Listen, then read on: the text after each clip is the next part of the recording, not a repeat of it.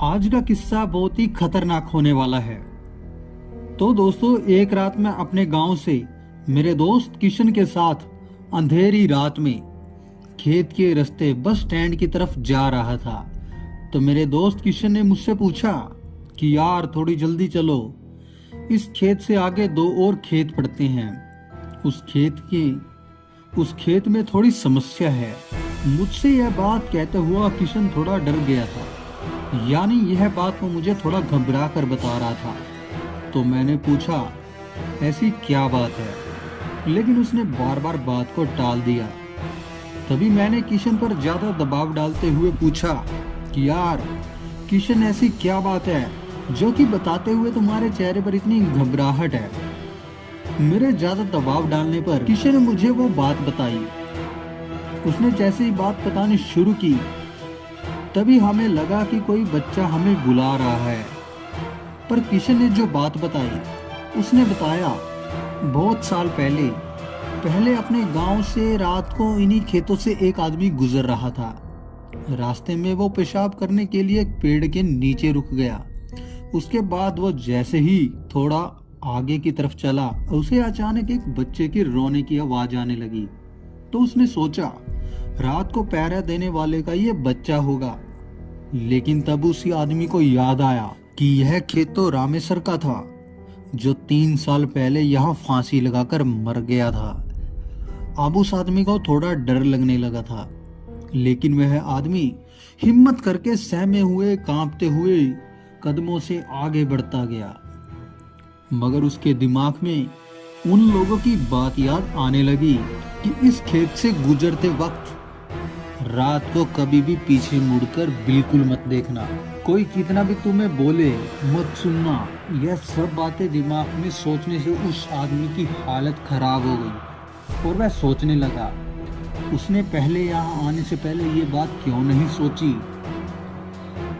अब वह आदमी जैसे जैसे आगे बढ़ रहा था, वैसे वैसे उस बच्चे की आवाज़ तेज होती जा रही थी। उसे ऐसा लग रहा था कि वह बच्चा उसके साथ ही चल रहा हो।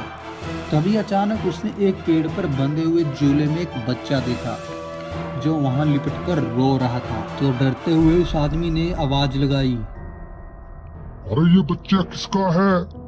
अरे ये बच्चा किसका है? लेकिन कहीं से कोई जवाब नहीं आया। तो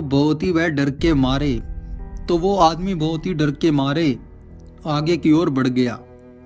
लेकिन उस डरावनी बच्चे की आवाज सुनकर उससे रहा नहीं गया और उसने पीछे मुड़कर देख ही लिया।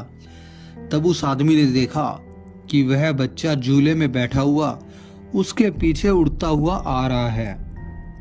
आदमी को डर तो बहुत लगा, लेकिन उसने सोचा कि बच्चा मुसीबत में है, इसलिए उसने उस बच्चे को गोद में उठाकर भागने लगा। थोड़ी देर बाद वह बच्चा भारी लगने लगा उस आदमी को। उस आदमी ने देखा कि बच्चे के पांव इतने लंबे हो गए कि जमीन को छूने ही वाले थे। तभी उस आदमी ने बुरी तरह घबराकर उस बच्चे को जमीन पर गिरा दिया। जैसे ही वह बच्चा गोद से गिरा तो बच्चा बड़े आदमी की तरफ देखकर जोर से हंसकर बोला, तो आज तो बच गया। अगर मेरे पैर जमीन छू जाते तो तू आज बचकर नहीं जाता। आज तेरी मौत तय थी। यह कहते ही वह आधा आदमी आधा बच्चा वहां से गायब हो गया। फिर वह आदमी गिरते पड़ते जैसे अपने घर पहुंचा और घर पहुंचते ही तो वह बीमार हो गया। कई दिनों तक वह बीमार ही रहा। फिर थोड़ी देर में जब उसे होश आया तब उसने वे सारी बातें अपने गांव वालों को बताई। और किशन ने मुझसे कहा, जिस आदमी की बात मैं बता रहा हूँ, वो घटना जिस रास्ते पर बीती, हम उसी रास्ते पर हैं। किशन इसी रास्ते की घटना मुझे सुना रहा था और मुझे बहुत घबराहट होने लगी, क्योंकि मैंने कभी ऐसी घटना कभी पहले सुनी ही नहीं थी। फिर वह वहां से जोर से घर की तरफ वापस भागा, क्योंकि मुझे लगा कि जैसे वह बच्चे वाला भूत मेरे साथ ही चल रहा हो। सच में दोस्तों, इतना डरावना किस्सा मैंने कभी नहीं सुना। मेरी तो खुद किशन ने यह बताकर तबीयत खराब कर दी।